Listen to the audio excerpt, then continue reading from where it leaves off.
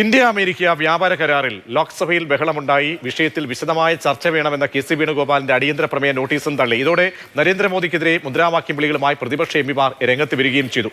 വിഷയത്തിൽ വിശദമായ പ്രസ്താവന കേന്ദ്ര സർക്കാർ പുറപ്പെടുവിക്കുമെന്ന് ജെ.പി. നദ്ദ അറിയിച്ചു. മറ്റൊരു അപ്ഡേഷൻ, ഇന്ത്യ US വ്യാപാര കരാറിന് പിന്നാലെ കുതിച്ചു കയറുകയാണ് ഓഹരി വിപണി. സെൻസെക്സ് 2300 പോയിന്റും നിഫ്റ്റി 700 പോയിന്റും ഉയർന്നതാണ് വ്യാപാരം തുടങ്ങിയത്. US ഇറക്കുമതി തീരുവ കുത്തനെ കുറച്ചത് വിപണിക്കും കരുത്തേകി. കേന്ദ്ര ബജറ്റിന് പിന്നാലെ തകർച്ച നേരിട്ട വിപണിക്ക് പുത്തൻ ഉണർവ് നൽകുന്നതാണ് വ്യാപാര കരാർ പ്രഖ്യാപനം എന്നാണ് നമുക്ക് മനസ്സിലാക്കാൻ കഴിയുന്നത്. അതേസമയം ഈ കരാർ ഏകപക്ഷീയമായി പ്രഖ്യാപിച്ചുകൊണ്ട് അമേരിക്ക ഇന്ത്യയെ ഇരുട്ടിൽ നിർത്തിയോ എന്നടക്കമുള്ള വിഷയങ്ങളാണ് സഭയിൽ പ്രതിപക്ഷം ഉന്നയിക്കുന്നത്. എന്തുകൊണ്ട് വിദേശകാര്യ മന്ത്രാലയത്തിനും പ്രധാനമന്ത്രിക്കും വ്യക്തമായ മറുപടി നൽകാൻ ആകുന്നില്ല എന്നടക്കം രാഷ്ട്രീയമായിട്ടുള്ള ആരോപണങ്ങൾ മറുവശത്ത് പ്രതിപക്ഷവും ഉയർത്തുന്നുണ്ട്. എന്താണ് ഇന്ത്യ അമേരിക്ക അന്തിമ കരാറിലേക്ക് എത്തുമ്പോൾ സംശയങ്ങൾ എന്തൊക്കെയാണ് ബാക്കി? ഇതിൽ ഇന്ത്യക്ക് ഗുണകരമായിട്ടുള്ള അംശങ്ങൾ, ഇലമെന്റ്സ് ഏതൊക്കെയാണെന്ന് നമുക്ക് വിലയിരുത്താം. പ്രമേഷ് കുമാർ, ജിജിൻ ജയ്പാൽ എന്നിവർ തത്സമയം ചേരുന്നുണ്ട്. പ്രവേശന, അതായത് ഈ കരാറുമായി ബന്ധപ്പെട്ട് ഒരു അസാധാരണ ഒരു സാഹചര്യം ഉരുത്തിരിഞ്ഞതിന് ശേഷമാണ് നമ്മൾ ഇന്നലത്തെ രണ്ട് പേരുടെയും അഭിപ്രായം കേൾക്കുന്നത്. ആദ്യത്തെ അഭിപ്രായം ഡൊണാൾഡ് ട്രംപിന്റെ ഭാഗത്തുനിന്നാണ് ഉണ്ടായത്, പിന്നാലെ മോദിയുടെയും വരുന്നു. അപ്പോൾ ഇതുമൂലമുണ്ടാകുന്ന ഗുണവശങ്ങൾ, കാലങ്ങളായി നിലനിന്ന ഒരു ആശയക്കുഴപ്പം പരിഹരിക്കപ്പെടുമ്പോൾ ഇന്ത്യയെ സംബന്ധിച്ച് എത്രത്തോളം മേൽക്കൈ ഉണ്ടാകുന്നുണ്ട്? ഇതിനകത്ത് അമേരിക്കൻ ഈ പകരച്ചുങ്കം അല്ലെങ്കിൽ തീരുവ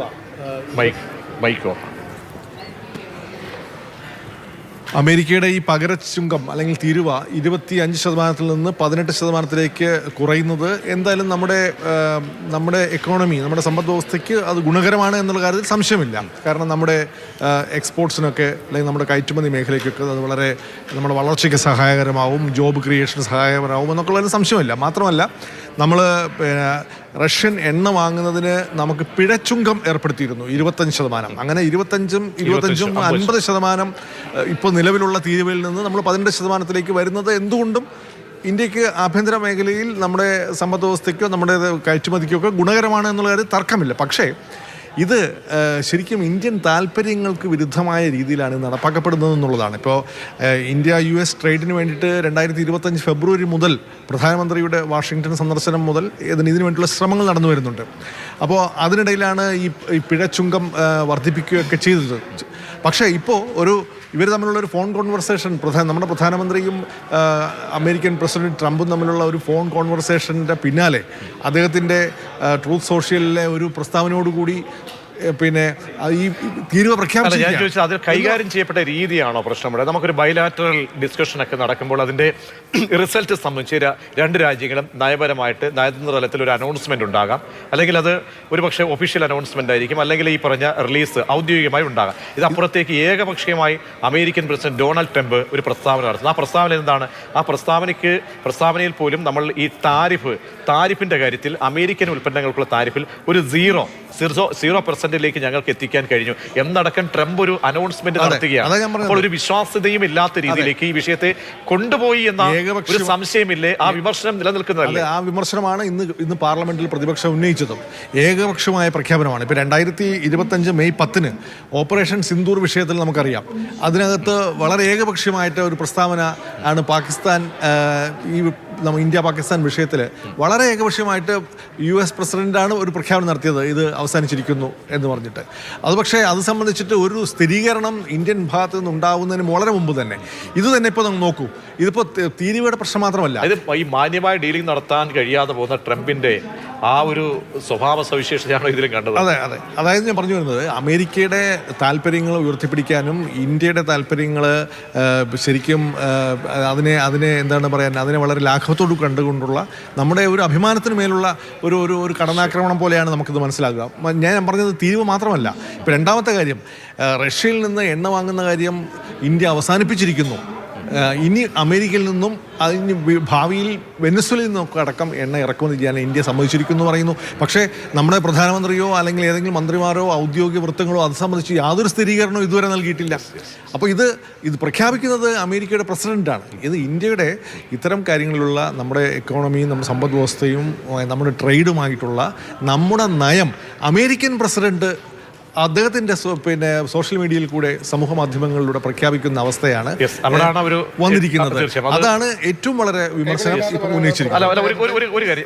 ഒരു കാര്യം ഞാൻ ചോദിക്കട്ടെ അജിജിൻ, അതായത് ഒരു ലാർജസ്റ്റ് എക്കോണമിയിൽ വേണ്ടിയാണ് നമ്മൾ ടൈപ്പ് നടത്തുന്നത്. അതായത് 500 ബില്യൺ എന്ന് പറയുമ്പോൾ അത് ലാർജാണ്, വിശാലമാണ്.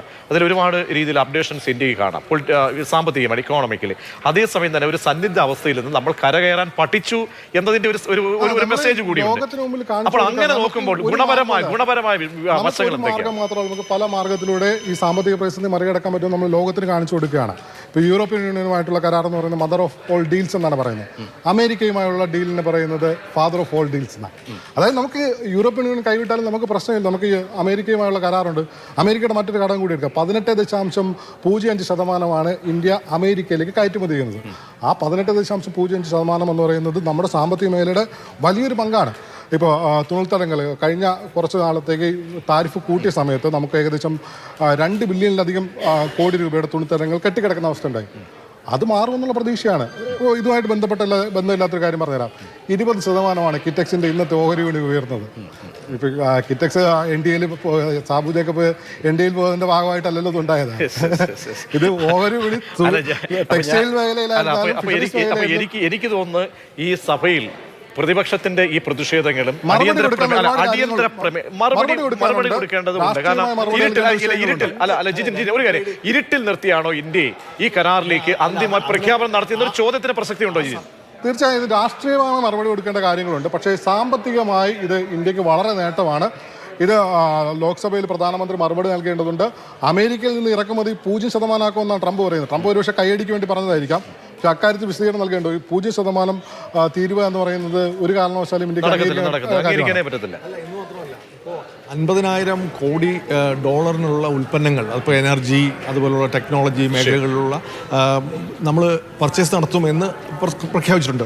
അതോടൊപ്പം തന്നെ അമേരിക്കയുടെ സ്റ്റേറ്റ് സെക്രട്ടറി ഫോർ അഗ്രികൾച്ചർ ഏതാണ്ട് ഇതേപോലെ തന്നെ അഗ്രികൾച്ചർ മേഖലയിൽ ഇന്ത്യ വലിയ പർച്ചേസ് നടത്തുമെന്നൊക്കെ പ്രഖ്യാപിച്ചിട്ടുണ്ട്. അപ്പോൾ അത് നമ്മുടെ കാർഷിക മേഖലയുടെ താല്പര്യങ്ങളൊക്കെ സംരക്ഷിച്ചുകൊണ്ടാണോ അത്രയും ഇറക്കുമതി എന്നൊക്കെയുള്ള പ്രശ്നങ്ങൾ വരും.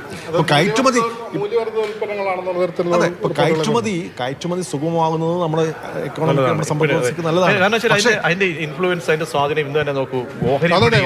നമ്മുടെ ബഡ്ജറ്റ് അവതരിപ്പിക്കുമ്പോൾ പോലും പക്ഷെ 0 തീരുവയിൽ അവർക്ക് അവിടെ നിന്ന് ഇങ്ങോട്ട് ഇത്രയും വലിയ ട്രംപിന്റെ ഒരു സ്വഭാവം ഉണ്ടല്ലോ. അതായത് കൈയടിക്ക് വേണ്ടിയായാലും ഇത്തരം കാര്യങ്ങൾ ക്ലാരിറ്റി ഇല്ല. അത് സ്വാഭാവികമായിട്ടും ഒരു ഇത് കുഞ്ഞുകളിയല്ലോ, കുഞ്ഞുകളില്ല. 2 രാജ്യങ്ങളിൽ ബൈലാറ്ററൽ എഗ്രിമെന്റ് ആണ്. പ്രതിപക്ഷം ഇന്ന് പാർലമെന്റിൽ ഉന്നയിച്ചിട്ടുണ്ട് ഈ 2 ട്രേഡ് ഡീലും, ഇപ്പോൾ യൂറോപ്യൻ യൂണിയനുമായിട്ടും അതുപോലെ തന്നെ US-ഉമായിട്ടുള്ള ട്രേഡ് ഡീലിന്റെ വിശദാംശങ്ങൾ എന്തുകൊണ്ട് പാർലമെന്റിൽ.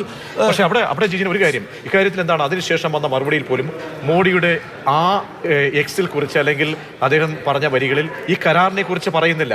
അപ്പോൾ സംശയം അവിടെ ഇടുകയാണ്. വിദേശകാര്യ മന്ത്രാലയത്തിന് ഒരു ക്ലാരിറ്റി വരുത്താൻ കഴിയില്ല. അത് പ്രധാനപ്പെട്ട ഒരു പ്രശ്നമല്ലേ? രാഷ്ട്രീയമായി ഇരുട്ടിൽ നിർത്തിക്കൊണ്ട് തന്നെയാണ് ഈ കരാർ സംഭവിച്ചിരിക്കുന്നത്. ഒരു സംശയമില്ല. കാരണം ഒരു തീരുമാനം, എന്ത് തീരുമാനമാണ് ഇന്ത്യയുടെ ഭാഗത്തു നിന്ന് ഉണ്ടായിരിക്കുന്നത്, പാർലമെന്റ് സെഷൻ നടന്നുകൊണ്ടിരിക്കുക. അതെ, ഇതിനിടയിൽ പോലും പറഞ്ഞിട്ടില്ല. പ്രധാനമന്ത്രി ഒരു പക്ഷേ പാർലമെന്റ് പറയാൻ വേണ്ടി മാറ്റി വെച്ചിരിക്കുന്നു എന്ന് കൂടി പറയാൻ പറ്റില്ല.